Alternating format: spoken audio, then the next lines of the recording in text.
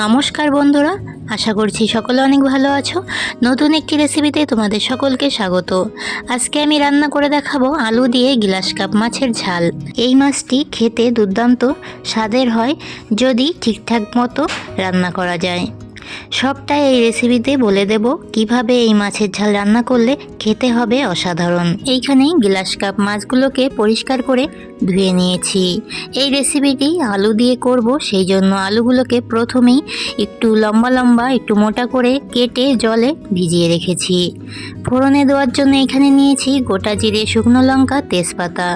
গুঁড়ো মশলা নিয়েছি লবণ, হলুদ, জিরে গুঁড়ো, গোলমরিচের গুঁড়ো, কাশ্মীরি রেড চিলি পাউডার শুধু কালারের জন্য। এখানে একটা বড় সাইজের টমেটো কুচি করে নিয়েছি। এই দিকে কিছু ধনেপাতা নিয়েছি, ধনেপাতাগুলো পরে কুচি করে নেব। এইখানে কিছু লাল কালারের কাঁচা লঙ্কা নিয়েছি আর নিয়েছি আদা। লঙ্কাগুলোর বীজগুলো ফেলে দিয়েছি। এবারে মশলাগুলো মিক্সিতে করে নেব। অনেক সময় লঙ্কার বীজ বাটতে গেলে কিংবা মিক্সিতে পেস্ট করতে গেলে ভালো হয় না, সেই কারণেই বীজগুলো ফেলে এইভাবে পেস্ট করে নিয়েছি। টমেটোটাকেও মিক্সিতে পেস্ট করে নেব। সব মশলাগুলো করে নেওয়া হয়ে গেছে। এবারে মাছগুলোতে লবণ হলুদ মাখিয়ে মাছগুলোকে ভেজে নেব। তোমরা যারা প্রথম আমার চ্যানেলে আমার ভিডিও দেখছো, আমার চ্যানেলটিকে সাবস্ক্রাইব করে দিয়ে পাশে থাকা বেল আইকনটি অল করে রাখার অনুরোধ রইল, যাতে আমার নিত্য নতুন রেসিপিগুলো তোমরাই প্রথমে দেখতে পাও।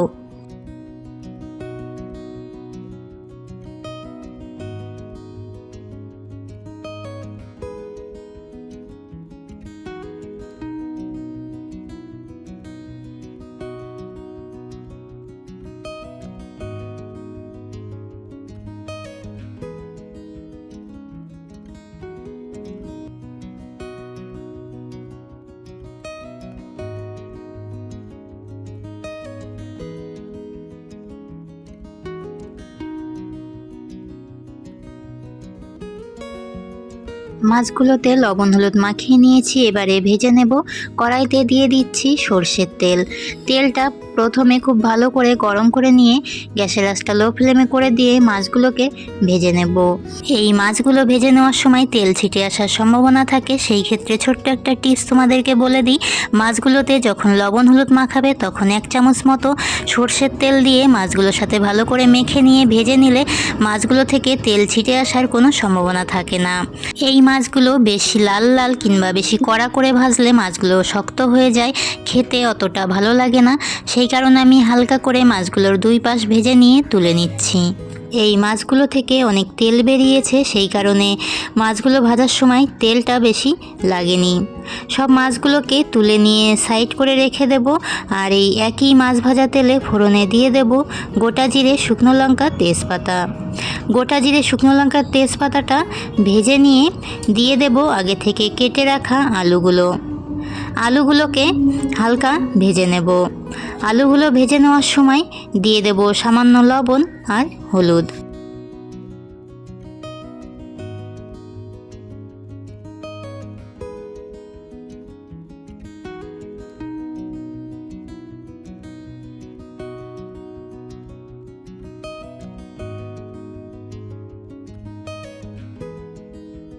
গ্যাসের আঁচটা হাই ফ্লেমে করেই আলুগুলোকে 2 মিনিট মতো ভেজে নিয়েছি। এবারে দিয়ে দেব আগে থেকে পেস্ট করে রাখা কাঁচা লঙ্কা, আদা। দিয়ে দিচ্ছি গুঁড়ো মশলা লবণ, হলুদ, জিরে গুঁড়ো, গোলমরিচের গুঁড়ো, Kashmiri red chilli powder. Kashmiri red chilli পাউডারটা শুধুমাত্র কালারের জন্যই ব্যবহার করলাম। দিয়ে দিয়েছি টমেটোর পেস্ট। সব মশলাগুলো দিয়ে আলুটার সাথে ভালো করে কষিয়ে নেব।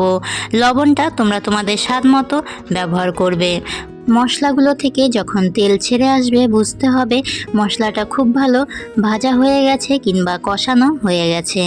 আলুটার সাথে মশলাগুলো খুব ভালো করে কষিয়ে নিয়েছি। এবারে দিয়ে দেব পরিমাণ মতো জল। এখানে মশলাগুলোকে প্রায় 5 মিনিট মতো আমি কষিয়ে নিয়েছি। মশলাগুলো কষানোর সময় আলুগুলো প্রায় 90% মতো সেদ্ধ হয়ে গেছে। এবারে তরকারিটা একটু জাল করে নিয়েই দিয়ে দেব আগে থেকে ভেজে রাখা মাছগুলো দিয়ে তরকারিটা বেশি জাল করলে মাছগুলো নরম হয়ে যাবে আর ভেঙে যাওয়ার সম্ভাবনা থাকবে।